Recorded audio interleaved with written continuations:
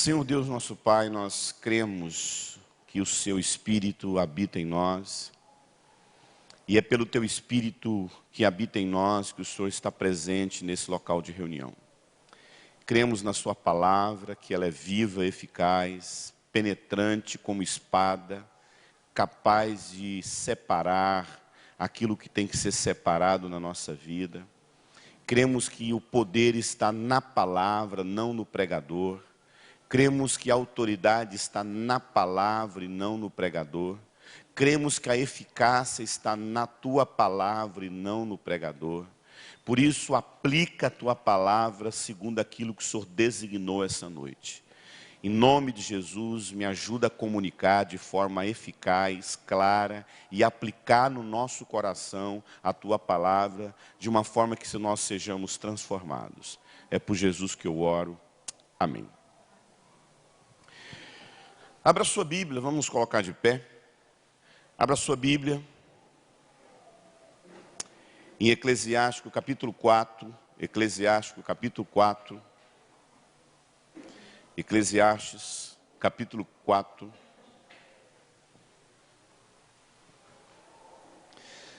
Abra sua Bíblia em Eclesiastes capítulo 4, a partir do verso 4. Todos acharam?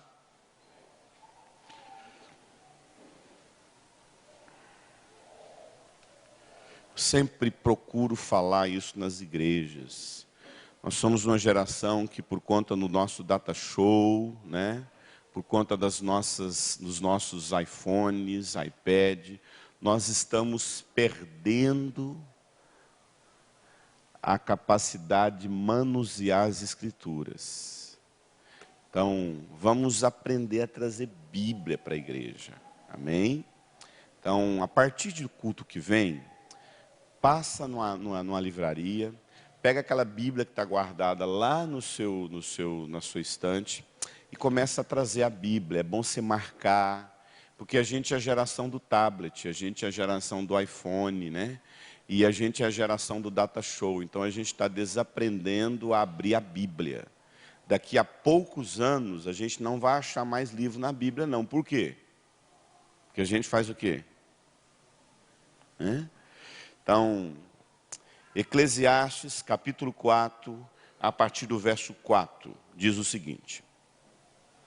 Melhor, vamos começar a partir do verso 7. Eclesiastes, capítulo 4, a partir do verso 7. Descobri ainda uma situação absurda debaixo do sol. Havia um homem totalmente solitário. Não tinha filho, não tinha irmão, trabalhava sem parar. Contudo, os seus olhos não se satisfaziam com sua riqueza. Ele sequer perguntava, para quem eu estou trabalhando?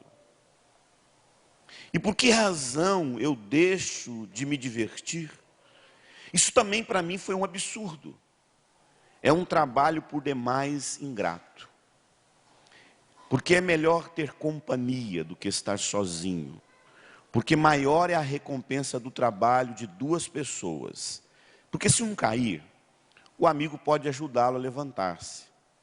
Mas pobre do homem que cai e não tem quem o ajude a levantar-se. E se dois dormirem juntos, vão manter-se aquecidos. Como, porém, manter-se aquecido sozinho? Um homem sozinho pode ser vencido, mas dois conseguem defender-se. Porque o cordão de 3 dobras não se rompe com facilidade. Podeis assentar.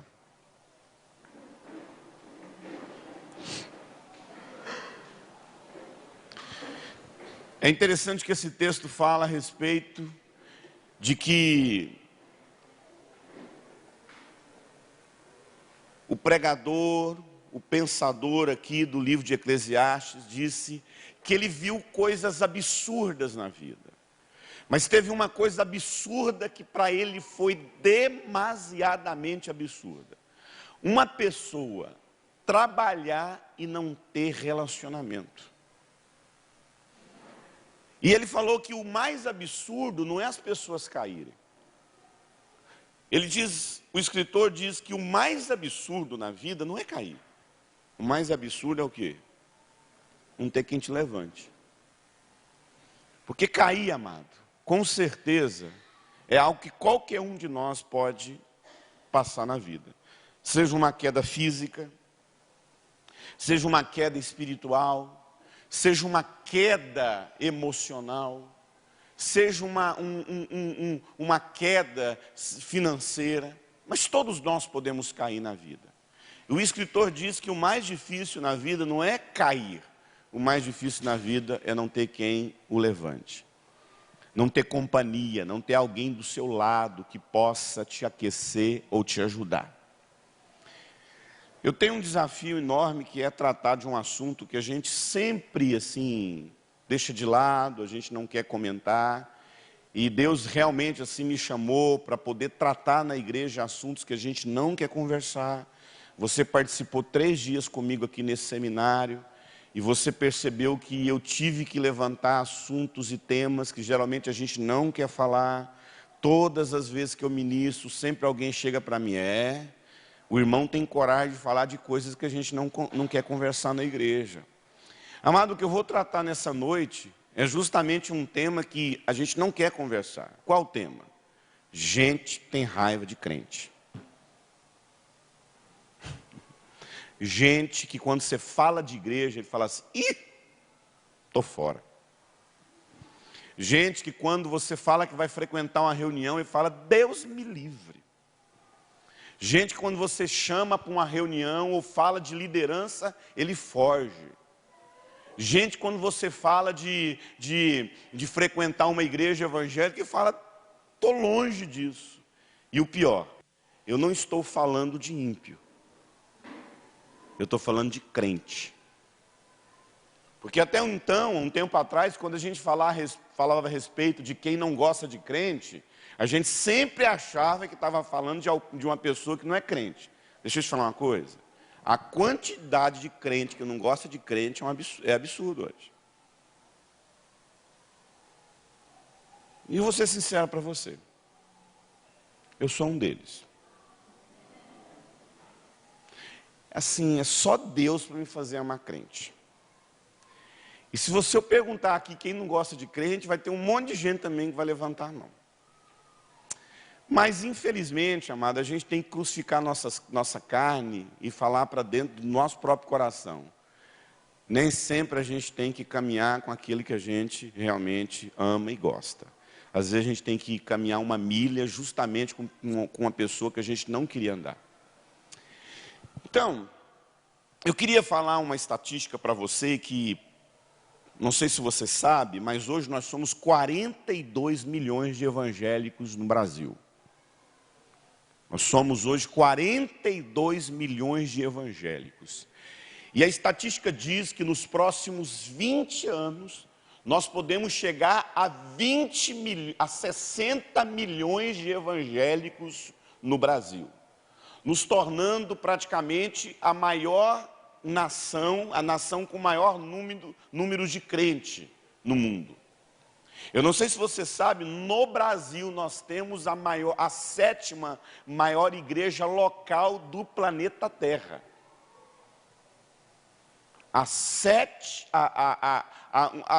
Entre as 7 maiores igrejas do mundo está no Brasil. E não sei se você sabe também, o número de crentes desviados chega a ser quase praticamente a mesma quantidade de crente que está dentro de igreja. Então, se a gente for somar crente dentro de igreja e gente desviada, chega a ser quase o mesmo número, chegando aí a 80 milhões de pessoas, somando crentes que frequentam e crente desviado. E desses desviados, 1/3 é inconvertível, odeia crente. Foi de igreja evangélica, frequentou a igreja, foi líder. Nós vivemos hoje uma quantidade também significativa de pessoas que estão deixando as igrejas evangélicas e indo para a igreja católica, voltando de novo para a igreja católica. Eu não sei se você sabe, como é que funciona a questão das igrejas evangélicas. Nós evangélicos somos extremamente divididos, é uma realidade. Nós somos formados por igrejas históricas, como presbiteriana, como batistas, como congregacionais, como luteranos. São as igrejas chamadas igrejas históricas e tradicionais. Depois nós passamos por uma experiência de avivamento, onde surgiu um movimento pentecostal, que é a Assembleia de Deus, que é Brasil para Cristo, que é Só o Senhor é Deus. Essas são as chamadas igrejas pentecostais, né? E depois nós temos um avivamento que aconteceu dentro da própria igreja, da igreja tradicional. Os pentecostais, eles não saem da igreja tradicional. Os pentecostais, eles nascem num movimento chamado Rua Azusa. Ali começa uma reunião de intercessão, de oração, e ali produz um movimento pentecostal num evento chamado Rua Azusa. Então, os pentecostais, eles não nasceram dos tradicionais. Quem nasceu dentro dos tradicionais são chamadas igrejas avivadas. E aí você vai ter a Batista Nacional, você vai ter comunidade evangélica, você vai ter comunidade Vida Nova. E são essas comunidades que surgiram no avivamento das igrejas tradicionais. Os avivados, eles não são pentecostais, não são tradicionais, é como se eles tivessem assim, entre aspas, um equilíbrio. Falo entre aspas, porque na prática a coisa não é bem assim. Depois tem os neopentecostais, que eles não são pentecostais, não são tradicionais e nem são avivados, eles são neopentecostais, que eles têm uma proposta mais de confissão positiva, de que você nunca fica doente. Esses neopentecostais você pode olhar como, por exemplo, a Universal do Reino de Deus, a Internacional da Graça, a igreja do Agenor Duque. Esse pessoal são os neopentecostais. E aí, querido, nós temos os novos movimentos que nós temos hoje aí. E um desses novos movimentos que nós temos hoje aí, surgindo das igrejas, aí tantas igrejas, começa a surgir esse pessoal. Antigamente era um só grupo que se expressava, seja pentecostal, seja neopentecostal, seja avivado. Começaram a surgir algumas pessoas saindo de todos esses grupos. E essas pessoas no início, elas não tinham nomes. Não tinha nome. Eu estou falando porque eu conheço, e não só conheço, como fiz parte. Eu fiz parte desse movimento, que na verdade na época nem era movimento. Era um grupo de pessoas que queria Deus, mas que não conseguia frequentar a igreja.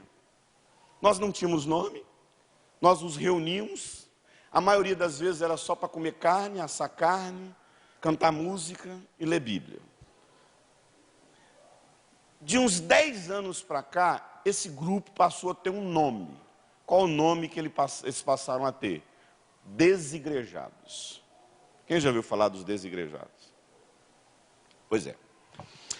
Então, fora dessas denominações, desses grupos definidos como tradicionais, neopentecostais, como eu já disse, avivados, surge os desigrejados. O último IBGE diz, a estatística do IBGE, foi dito que hoje o número de desigrejados nos últimos 10 anos cresceu 750%. Então nós somos 42 milhões de evangélicos. 10% desses 42 milhões são desigrejados. Então são quantos? Quantos que é 10% de 40 milhões? Hã? Amado, isso é pouco? Nós temos 4 milhões de desigrejados no Brasil. A gente acha que isso... Querido, a igreja que mais está crescendo hoje são as igrejas, são o movimento dos desigrejados. Aí você vai perguntar para mim, mas o que é um desigrejado? Vamos entender primeiro o que seria um desigrejado. Primeira coisa, como eu já disse, existem vários tipos de desigrejados. Vários tipos. Por que existem vários tipos de desigrejados? Porque existem vários tipos de igreja. Tem tudo quanto é tipo de igreja. E a gente viaja o Brasil e como eu conheço muito tipo de igreja, e seja igreja saudável e igreja maluca, doida, surtada. Tem igreja doida no Brasil. Você não acredita que esse povo faz o que faz.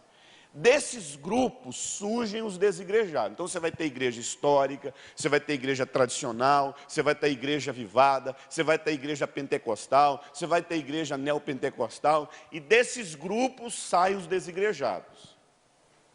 Geralmente são jovens, na idade de 15 a 35 anos, a maioria são jovens, e o desigrejado é um tipo de crente que por algum motivo saiu da igreja.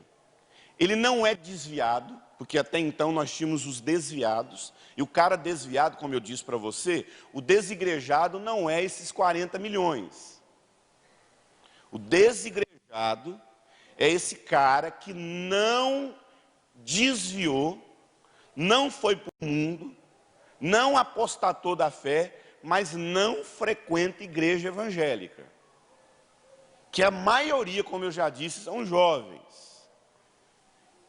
Ele não é um desviado. Ele apenas entende que não frequenta mais templos evangélicos. Eles preferem ficar em casa. Eles leem a Bíblia, eles oram com suas famílias, eles se alimentam de pregações pela internet, vídeos, mensagens.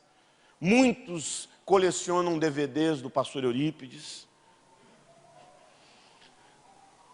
Leem muitos livros, são muito inteligentes, e de vez em quando eles se reúnem informalmente em casa. Alguns já têm uma prática formal de reunião uma vez por semana, mas a maioria deles ainda tem muita dificuldade com reunião.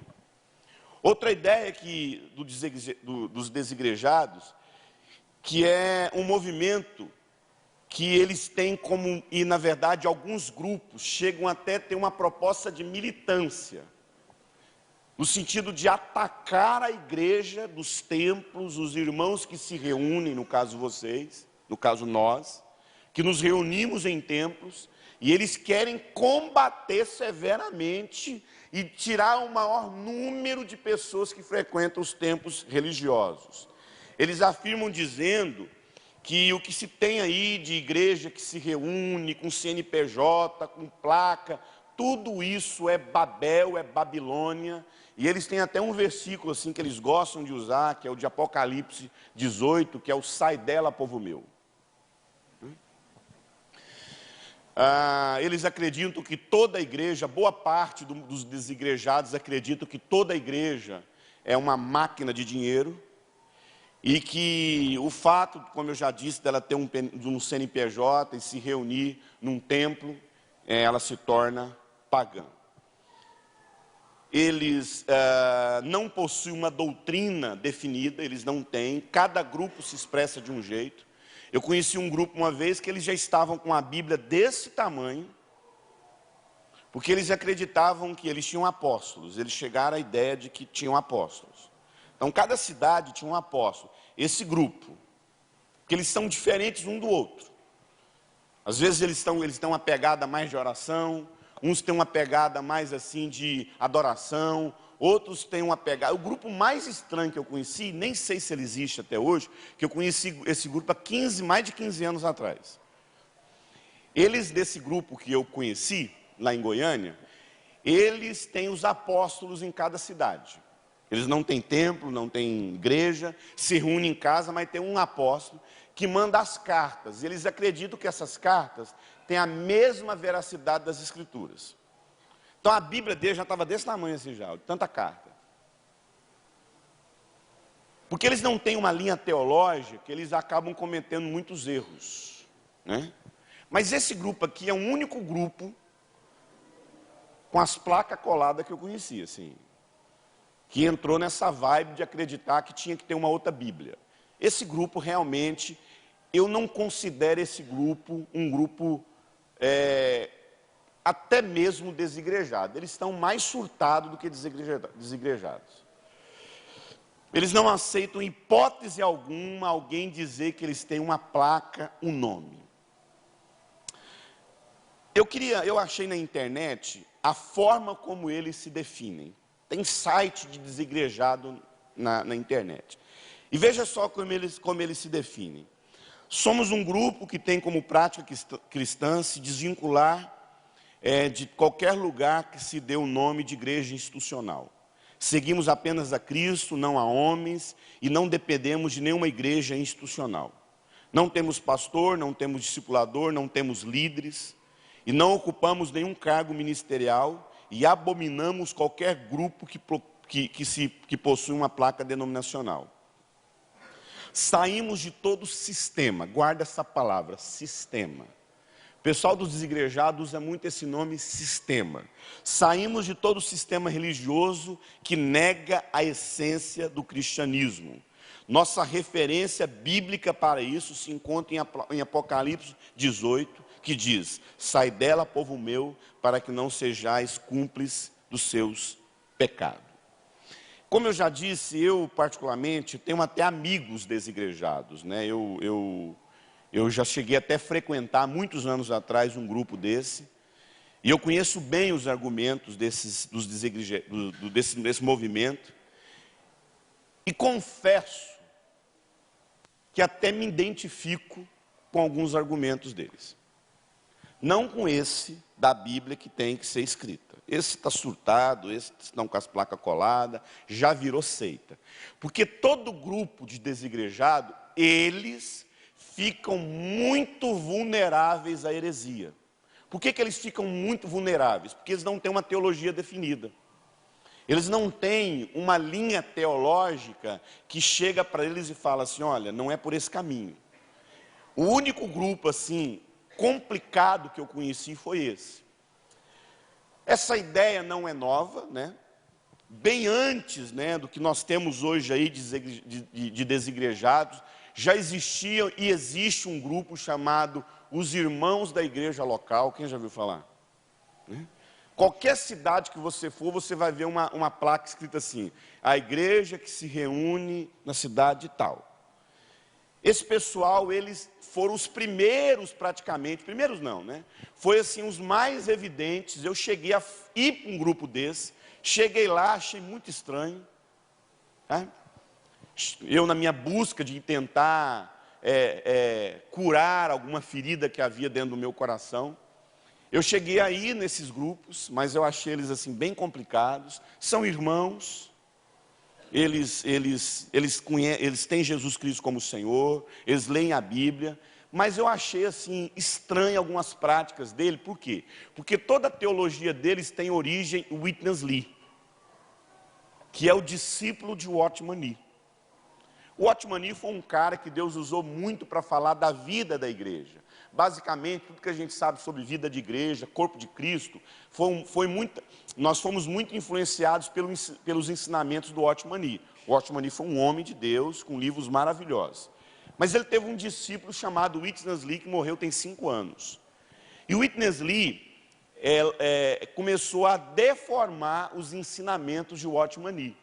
E criou a igreja local, que esses irmãos da igreja local, que pelo fato deles não terem uma linha definida, você vai a algumas cidades, por exemplo, tem uma cidade aqui no sul do Brasil, que tem uma igreja local que quando você chega lá, e você tem família, tem sua esposa, tem seus filhos, mas você passou por um divórcio, você só pode ser aceito na igreja desses irmãos, se você separar da sua mulher que tem filho e voltar com a outra, que pode estar até casada também, e ela tem que separar e voltar com você. Isso é um absurdo, assim. Você literalmente piora o que já foi o quê? Piorado. Você consegue estragar o que já estragou mais ainda. Quer dizer, uma pessoa que passou por um divórcio, constituiu outra família, tem filhos, para você membrar nessa igreja, você tem que separar da sua mulher e voltar com a primeira esposa, que por sinal é casada, que tem que separar do outro marido, que já teve filho com esse marido, senão você não é aceito na igreja. Essa igreja é da igreja local. Então, você vai ter muitas diferenças de igreja, mas começou com esse movimento, mesmo dentro da reforma protestante, no século XV, existiu vários grupos que se reuniam em casa e não queriam se reunir na igreja protestante. Eles passaram pela reforma protestante, saíram de todo aquele paganismo que se encontrava a igreja católica, mas eles não queriam se reunir com os protestantes. Eles ficaram isolados. E eram, como se fosse nos dias de hoje, esses grupos. Existem vários tipos de desigrejados, vários tipos. O primeiro grupo que mais existe, que a gente mais conhece, né, é o grupo mais óbvio, são os feridos. Gente ferida. Gente que principalmente foi ferido por um pastor, ou por um discipulador, ou por um líder.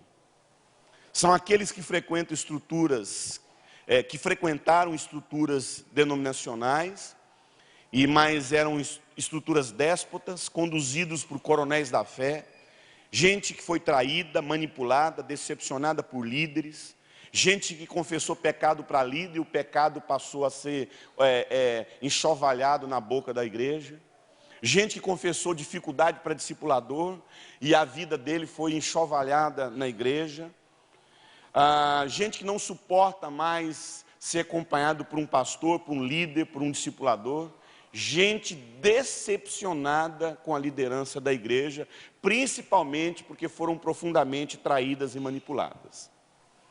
Tem também um segundo grupo que eu denominei esse grupo como aqueles que se demitiram. Quem são esses? São pessoas que foram de alguma forma abusadas por conta de projetos faraônicos e miraculosos de líderes que fizeram literalmente essas pessoas escravas dos seus próprios projetos. Gente que se tornou carregador de caixa de líder que queria criar uma mega construção, um mega templo, um mega projeto de vida, e fez com que as pessoas, como o faraó fez, carregassem as suas pedras para construir os seus castelos, né? Gente que cansou de ser usada para projetos ambiciosos de pastores. A maioria desse grupo é formado por pastores, formado por discipuladores e por líderes. Esse grupo aqui, esse grupo 2, são os desigrejados que eram pastores. São os desigrejados que eram líderes e que cansou de ser abusado por líder. Depois nós temos os indignados. Temos o terceiro grupo. São aqueles que cansaram da hipocrisia da vida dupla de líder. Cansou de ver líder pecando, adulterando, roubando. Acreditava, mas no final cansou de ver líder roubando. Cansou de ver líder traindo a esposa. Cansou de ver líder surtado e doente na igreja. Por que eu faço questão de apresentar esse ponto de vista, de apresentar para você esses 6 tipos de desigrejados, que, como eu disse, tem muito desigrejado, porque há muito tipo de igreja. Por que isso está acontecendo? Amados, quando a gente fala a respeito desse tipo de crente que nós temos hoje, nós temos que entender que isso está acontecendo por conta de uma estrutura que existe hoje na nossa forma de pensar. Qualquer indivíduo da atual sociedade que você conversar, qualquer pessoa, qualquer estudante, qualquer jovem, qualquer acadêmico, qualquer pessoa que faz faculdade, qualquer um que frequenta uma igreja, qualquer pai, qualquer mãe, principalmente jovem, a nossa geração possui 3 paradigmas determinantes. A maneira como nós pensamos obedece em 3 paradigmas. Primeiro, nós somos uma geração 100% pragmatizada. Pastor, o que é ser pragmatizado? Pragmatizado é uma geração de crente que não importa se aquilo que a igreja está fazendo é bíblico, o importante é que dá certo. Não importa se jogar água na cabeça de alguém vai fazer nascer cabelo, não está na Bíblia, mas nasce.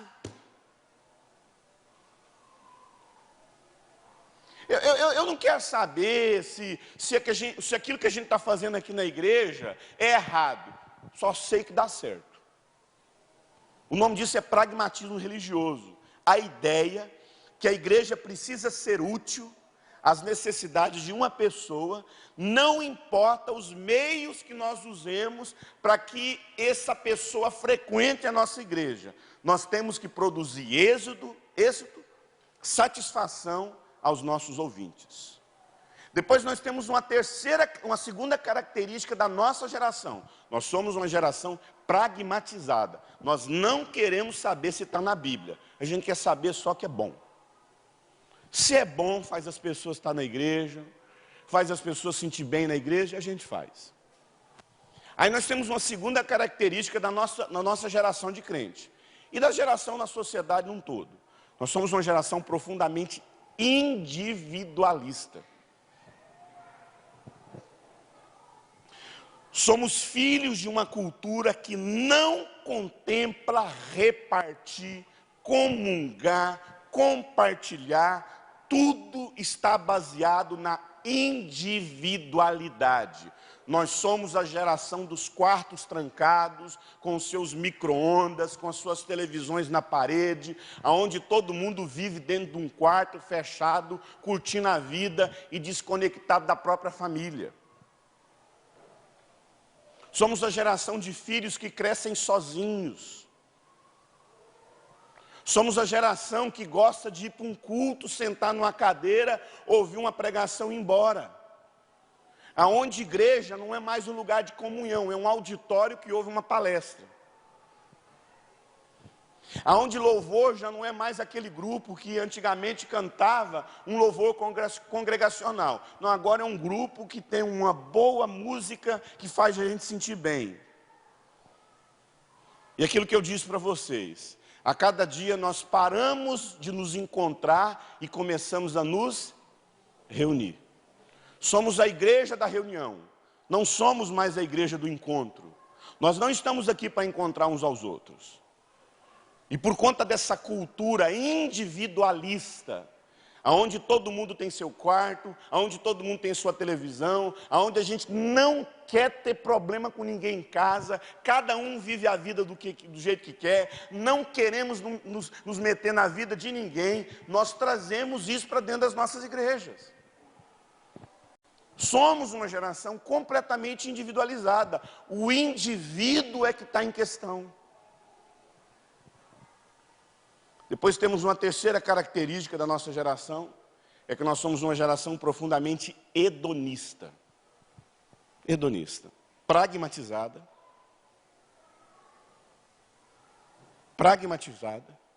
individualizada e hedonista. O que seria uma pessoa hedonista? Prazer próprio. Eu canso de ouvir isso. Eu não quero fazer isso porque isso não me dá prazer. Eu não quero ter filho porque não me dá prazer. O modelo que nós temos hoje de igreja, amado, é um modelo de prestação de serviço. O modelo que nós temos hoje, dentro praticamente de todas as igrejas, a maioria das igrejas, é um culto que presta serviço para as pessoas. É uma igreja que mais parece uma empresa. É o mundo do cliente. Se eu não for bem atendido na minha igreja, eu troco de igreja. Se eu não sou bem atendido naquela panificadora, o que eu faço? Não volto lá mais. Fala para mim se não é assim, amado. Fala para mim se quando você vai numa lanchonete, quando você vai num atendimento, se a pessoa não te atender bem, o que você faz? Por que você vai embora? Porque tem opção demais, meu irmão. Eu quero ver a gente mudar de lugar quando não tem outro lugar para ir. Então nós somos uma geração que a gente é viciada em mudar de lugar porque não nos atende. E isso passa pelas nossas igrejas. Isso passa pelas nossas igrejas. A nossa maneira de lidar com a vida passa, infelizmente, a partir do produto que se apresenta. Se eu não gostar desse produto, eu parto para outro lugar. Se eu não sou atendido, eu mudo de fornecedor. Com isso, amado, nós nos tornamos uma geração profundamente consumista e descartável. Então você pega, por exemplo, um copo de papel. Ele atende? Ele atende? Hã? Claro que ele atende. Você faz uma estrutura do papel, a água não vaza, você quer tomar água, faz o quê? Toma, mas o que você faz com ele? Então você não tem noção do quanto a nossa mente passou a ser uma mente descartável. Não me atendeu, depois de eu me sentir satisfeito, o que eu faço? Eu descarto. E isso, a gente vive isso nos relacionamentos, a gente vive isso nos nossos relacionamentos interpessoais e a gente vive isso também na igreja. Se a igreja me atendeu naquele momento e já me satisfez, o que eu faço com aquela igreja? Tá bom, eu descarto aquela igreja. Sucesso, carreira, poder, posição, consumo e influência é o que mais valorizamos na nossa geração. A nossa geração tem como valor, amado, o sucesso. A nossa geração tem como valor a carreira. A nossa geração tem como valor o poder, a posição. A nossa geração é uma geração que consome o tempo todo. Eu não sei se você sabe, não é a fome que mata as pessoas, que mais mata a pessoa no planeta Terra. Sabia disso? Sabia que não é a fome que mais mata as pessoas no planeta Terra? As pessoas no planeta Terra morrem mais de comer do que de fome. O que está lotando os hospitais e as pessoas estão infartando, não é gente que não comeu, é gente que comeu demais. Então, o mundo não era para ter fome. Por que o mundo não era para ter fome? Porque tem comida. Então a gente faz uma pergunta, né? Por que tem tanta fome no mundo? Aonde Deus está com tanta gente passando fome? Você sabe qual é a pergunta? Qual é a resposta para essa pergunta? Quem sabe? Aonde Deus está com tanta gente passando fome? Na sua despensa. Lá na sua despensa. Deus está lá. Aquela comida que está lá na sua despensa deveria vir para onde? Para alguém que não tem. Então nós somos uma geração, amado, profundamente adoecida. Então toda essa ideia, querido, toda essa ideia de nos importar com a verdade, toda essa ideia individualizada, toda essa ideia do prazer, infelizmente, e agora eu queria tocar num assunto muito chato. Infelizmente, amado, nós temos que admitir que como igreja, nós nos misturamos com o mundo. Jesus disse que se um dia o sal se misturasse com a terra, para que ele serviria? Para nada, a não ser para ser o quê? Pisado pelos homens. E minha pergunta é, será que a igreja do nosso século 21 não é uma igreja que está sendo pisada, porque na verdade ela se misturou com esse mundo? Porque nós a cada dia nos tornamos uma igreja secularizada, pragmatizada, individualista e hedonista. Nós ensinamos as pessoas a pensarem somente nelas. E Paulo tratou isso na ceia, quando ele diz, quando você vem cear aqui numa reunião, você não tem que pensar só em você, você tem que pensar no seu irmão. A oração do Pai Nosso é uma oração que nos chama a consciência do outro. A oração do Pai Nosso é uma oração que nos ensina a pensar no outro, porque o Pai é nosso. Venha a mim, venha a nós. O pão é meu?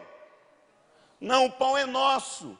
E se o pão é nosso, o pecado também é nosso. Que perdoai os nossos. Então a oração do Pai Nosso é uma oração individual ou ela é uma oração relacional? Relacional. É uma oração relacional. E é esse texto que eu li em Eclesiastes 4. Nós podemos trabalhar, nós podemos realizar, mas aquilo contempla só a nossa vida.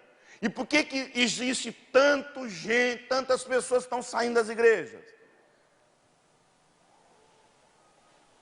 Por que as pessoas estão saindo das igrejas? Por que as pessoas não estão suportando frequentar as nossas igrejas? Porque nós estamos doentes como igreja, queridos.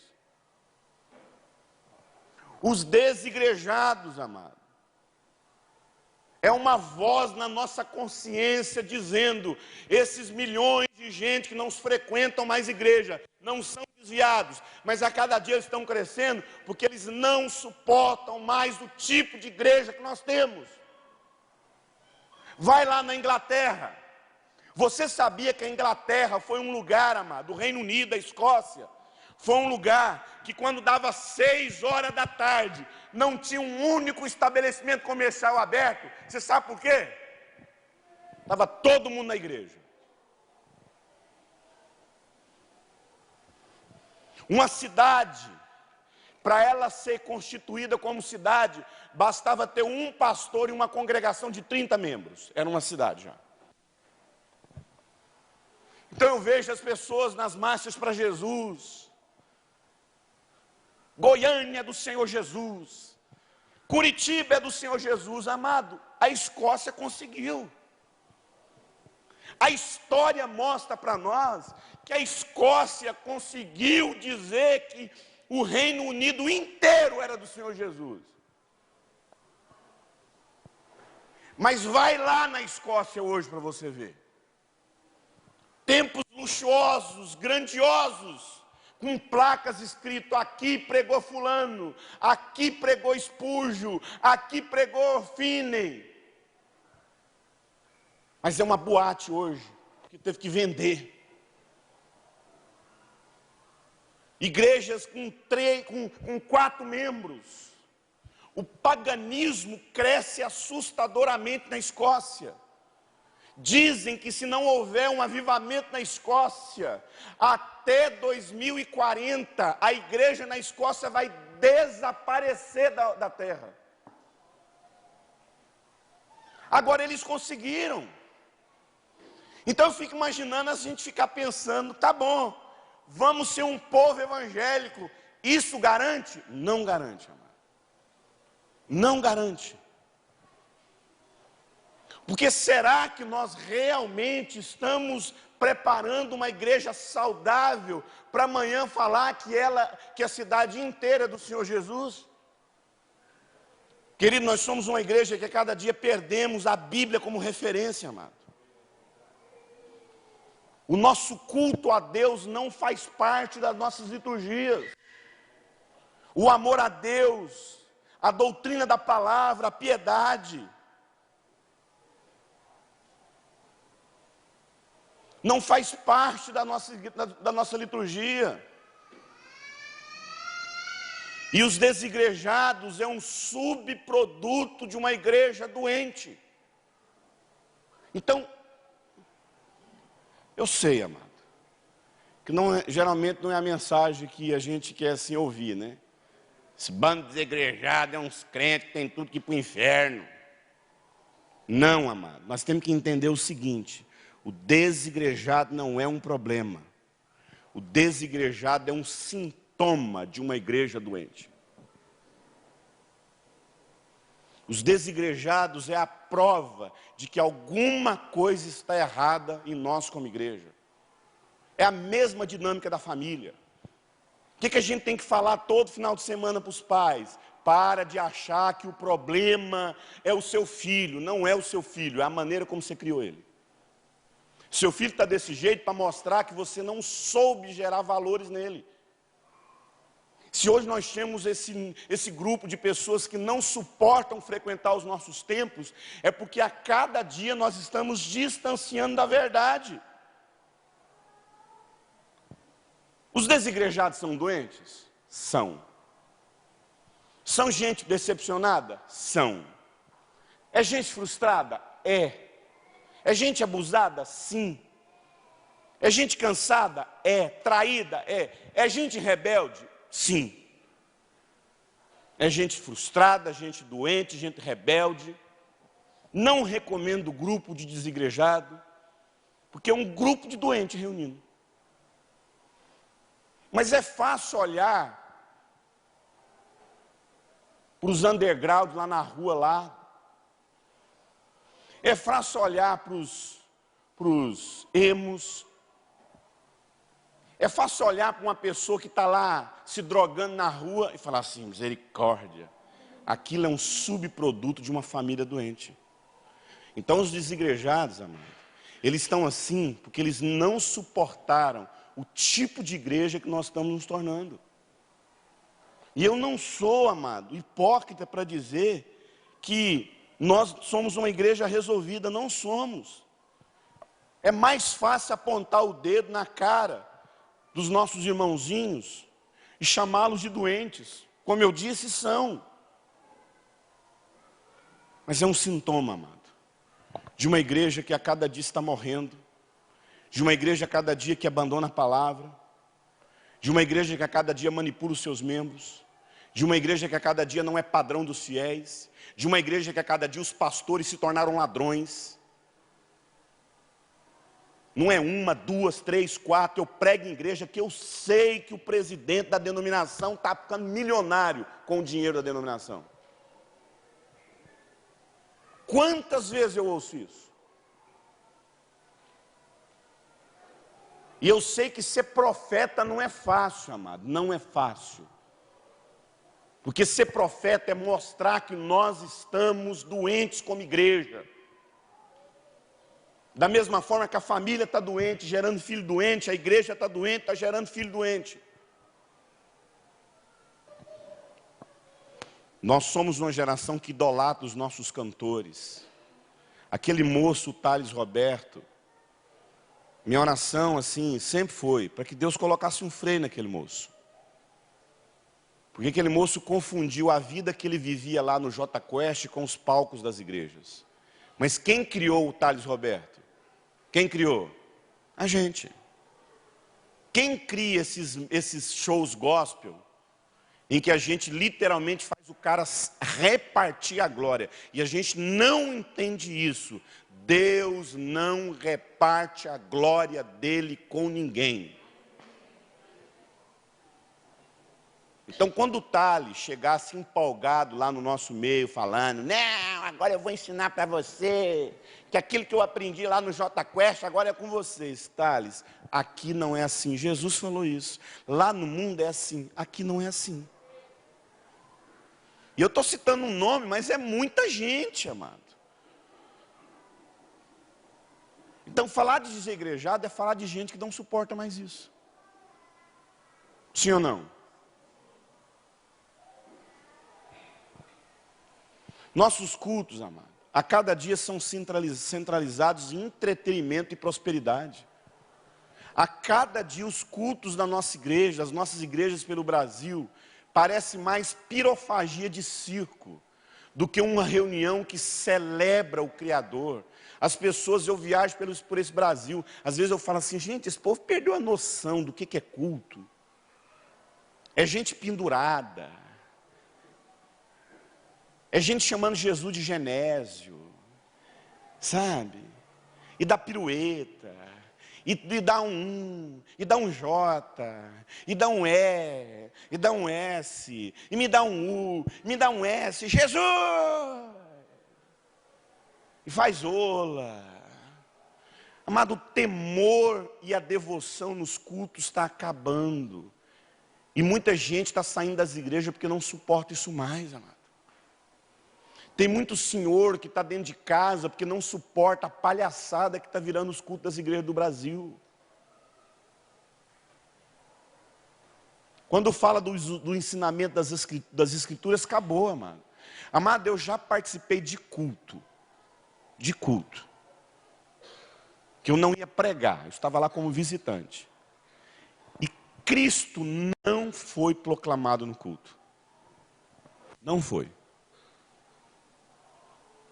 As músicas falam muito mais da nossa própria vitória, daquilo que a gente vai conquistar. Nós nunca cantamos tanta música na primeira pessoa. É eu, é eu, é eu, é meu, é eu, é eu. A gente fala de tudo que a gente vai fazer, a gente fala de tudo que a gente vai conquistar, a gente fala de tudo que a gente quer reproduzir, de tudo que a gente quer assim avançar. E todo mundo termina convicto daquilo que a gente quer fazer como igreja. Que não está errado a gente entender isso, mas isso tem um momento certo, numa reunião certa. Existe um momento que eu vou treinar minha liderança, eu vou formar minha liderança para uma série de coisas. Mas o culto hoje fala muito mais das nossas realizações do que propriamente daquilo que é a pessoa de Cristo. Do amor e da devoção à palavra, o respeito à palavra, o louvor a Cristo e a centralidade. O homem continua no trono nas nossas igrejas.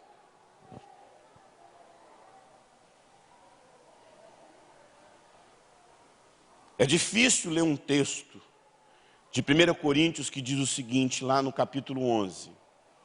Entretanto, nisto que vocês estão fazendo, eu não elogio. Pois as reuniões de vocês fazem muito mais mal do que bem. Quem falou isso? Paulo. Ora, Paulo disse para nós que tem reunião de Deus que era melhor o quê? Nem acontecer. E eu sei de reuniões de igrejas no Brasil, amado, que fazem muito mais mal do que bem. Amados, igreja é muito mais do que um prédio, culto é muito mais do que uma reunião, louvor é muito mais do que uma música, dízimo é muito mais do que 10%, oração é muito mais do que levantar uma voz, e congregar é muito mais do que se ajuntar num lugar como esse. Nós temos que voltar a entender o que significa a igreja, porque senão nós vamos continuar vendo um monte de gente não suportar mais as nossas reuniões. E eu vou falar uma coisa para você. É fácil a gente apontar para eles e falar que eles não são igreja.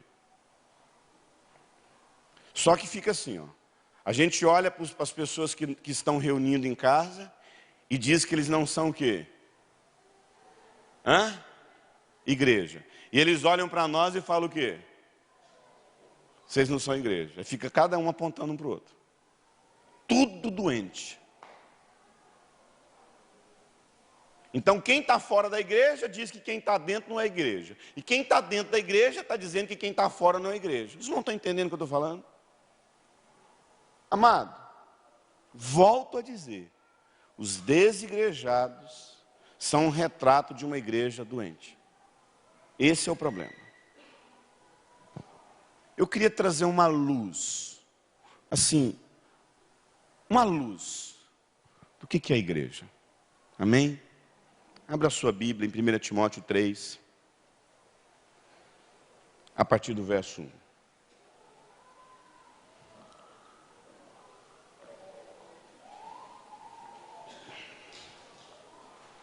Isso aqui é a igreja, amado.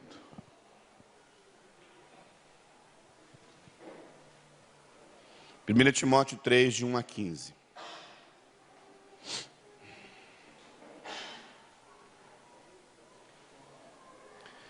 Assim diz o texto, 1 Timóteo capítulo 3, a partir do verso 1.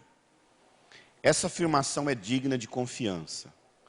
Se alguém deseja ser pastor, nobre função deseja. É necessário, portanto, que esse homem seja irrepreensível, seja marido de uma só mulher, seja sóbrio, não é gente doida não, gente consciente, seja prudente, seja respeitável, hospitaleiro e que saiba ensinar a palavra. Não deve ser dado ao vinho, não seja violento, mas sim amável, seja pacífico e não apegado ao dinheiro. Por que as pessoas estão abandonando as igrejas? Por quê? Porque só vê isso na vida de líder. Líder violento, mal pagador, não trata bem a família, deve para todo mundo, dá cheque sem fundo. Amado, eu vou falar uma coisa para você. Tem hora que me dá vergonha de falar que eu sou pastor quando eu vou fazer um crediário. A gente não faz crediário mais, porque hoje tem tudo cartão, mas às vezes quando você tem que falar que é um pastor, às vezes fica até com vergonha, amado. Pastor virou sinônimo de ladrão. Evangélico virou sinônimo de gente burra.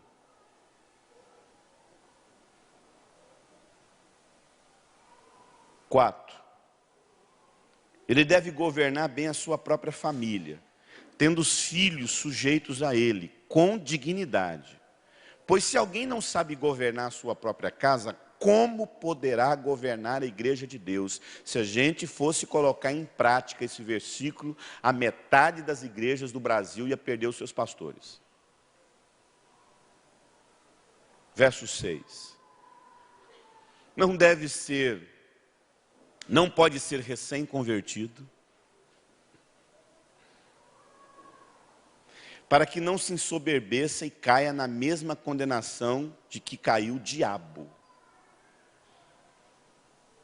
O cara converte agora e já acha que pode assim exercer liderança na igreja. Vejo isso o tempo todo. Pessoas para exercer liderança têm que ser preparada, provada. Paulo fala isso. Eu vou enviar para vocês aí Timóteo, porque Timóteo tem um caráter aprovado. Verso 8. Os diáconos, igualmente, quer dizer, tudo que falou do pastor tem que ser para o diácono. Deve ser dignos, homens de palavra, não amigos de muito vinho, nem de negociações desonestas. Mas ele deve apegar-se ao ministério da fé com consciência limpa. Devem ser experimentados antes de tudo. Depois de haver nada contra ele, aí vão ser diáconos.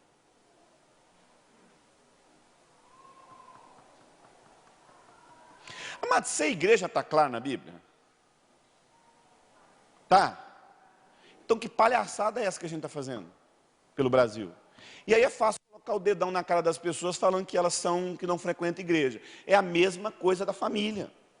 Os nossos filhos estão doentes porque nós não soubemos ser pais. Se existe gente doente, decepcionada, é porque a gente não sabe ser igreja.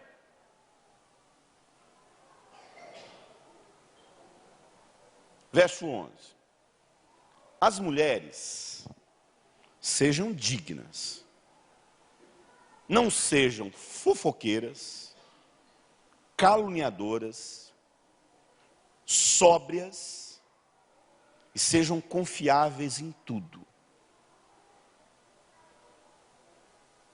O diácono deve ser marido de uma só mulher e que governe bem os seus filhos e a sua própria casa. 13. Os que servirem bem alcançarão uma excelente posição e grande determinação na fé em Cristo Jesus. Eu escrevo essas coisas, embora espere vê-los brevemente. Então, Paulo quis dizer o seguinte: eu estou escrevendo isso aqui, mas quando eu chegar a gente vai conversar com mais detalhe. Mas se eu demorar, saiba como as pessoas devem comportar-se na casa de Deus. se a gente fizesse só isso, a gente não ia ter tanto problema que a gente tem de gente doente. Aí o que ele vai falar da igreja? Que é a igreja de Deus, coluna e baluarte da verdade. Por isso que nós temos que voltar a crer na igreja, amado. A igreja é a expressão da graça e do amor de Deus na terra. Nós temos que parar de brincar de ser igreja, sermos pessoas sérias, gerar crente saudável. Desigrejado é filho de igreja doente.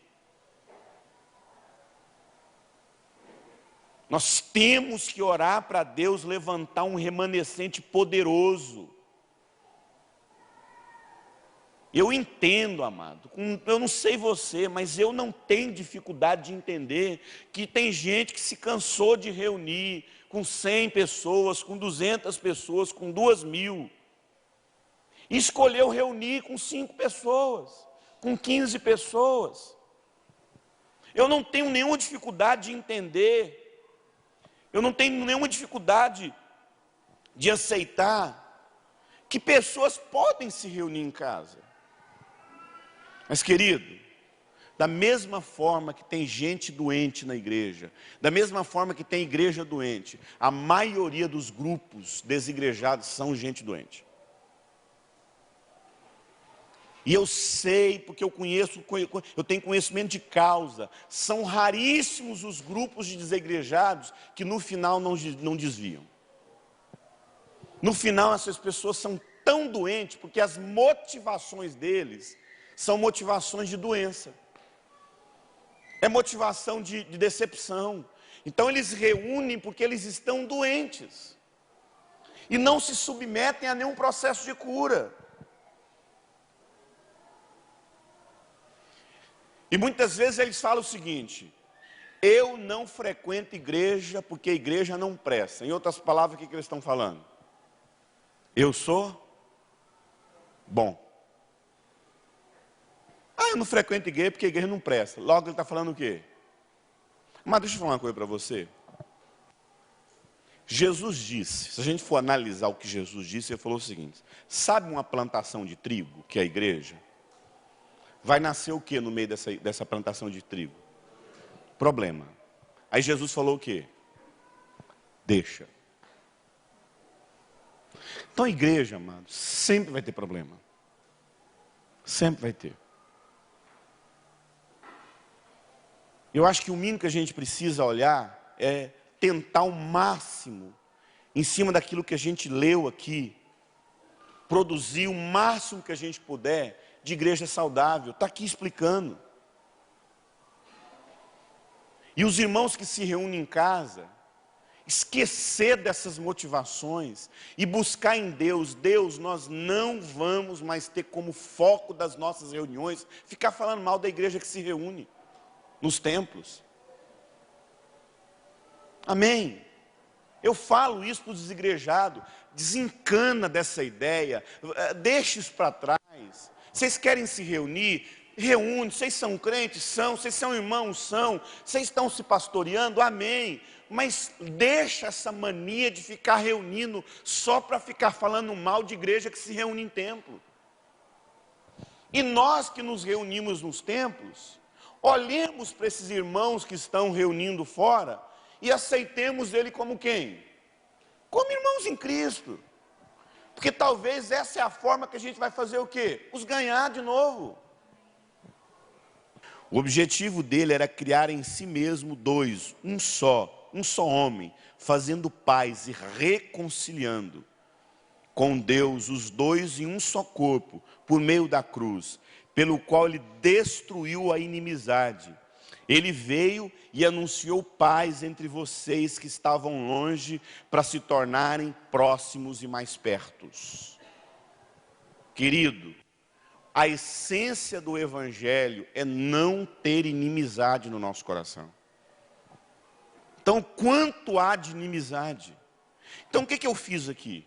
Eu mostrei para você Porque eu não estou aqui para defender nem igreja que se organiza e nem igreja desorganizada.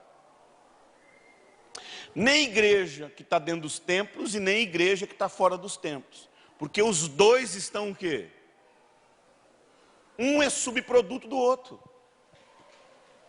E que a cura para isso que está acontecendo é entender que Deus precisa curar do nosso coração toda a inimizade.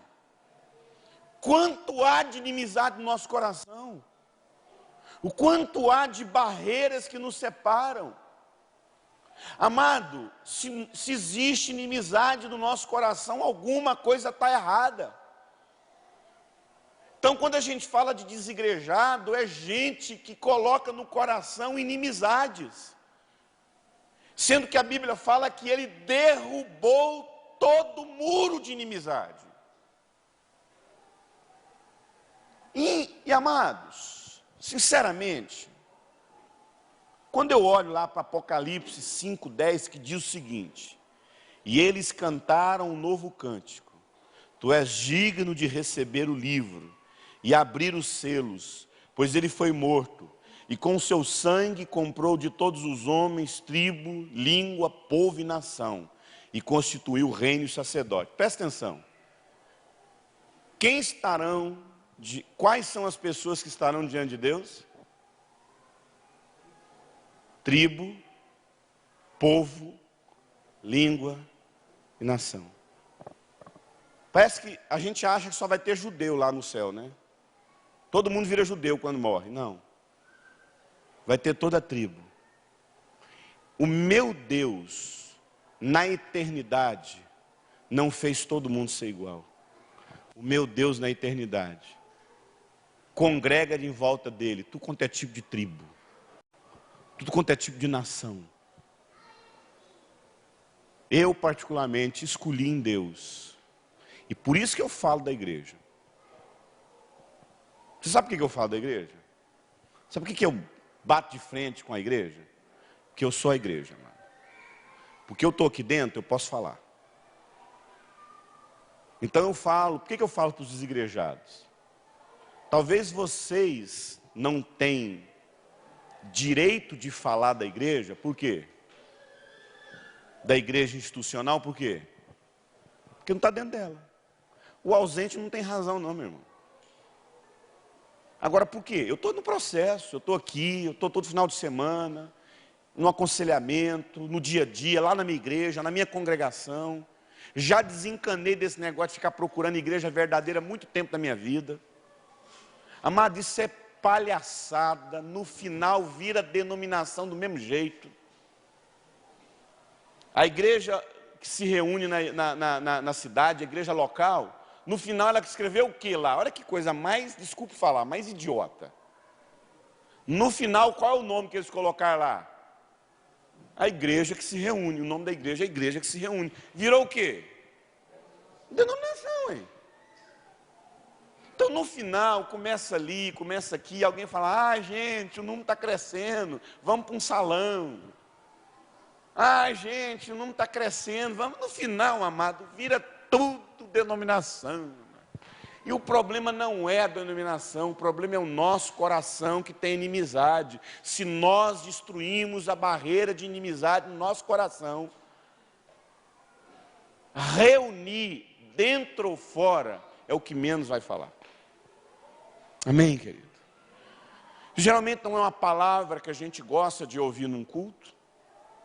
Geralmente os cultos que a gente gosta de pregar são palavras que mais nos deixam assim com uma semana mais animada. Mas é apenas um ensino. Me desafiaram a falar desse tema.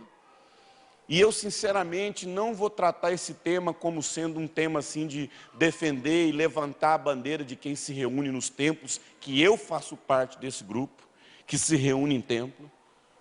Se você perguntar para mim, Eurípides, você reúne com desigrejado? Não. Isso para mim já ficou no passado há muito tempo. Entendeu? Eu assim, como eu disse, eu já desencanei disso há muito tempo. Esse negócio de ficar procurando a igreja verdadeira. Ai, nós temos que voltar à essência. Isso aí, amado, é palhaçada. É ilusão de achar que isso existe. Igreja é difícil mesmo. Igreja é conviver com gente diferente. E a gente precisa o máximo fazer o que a Bíblia ensina aqui por Paulo. E parar com a sua ilusão de quando a gente sai das quatro paredes, a gente vai viver a verdade. Qual é a palavra que eu tenho? Os desigrejados é um subproduto de uma igreja que está desaprendendo a ser igreja. São os filhos da igreja doente. Qual é o segredo? Nós precisamos gerar pessoas saudáveis, que entendem o que realmente significa o novo nascimento, a leitura da palavra, a família, o culto a Deus, a palavra, e retornar realmente aquilo que Deus deseja que a gente viva, seja entre quatro paredes, ou seja, reunindo em casa.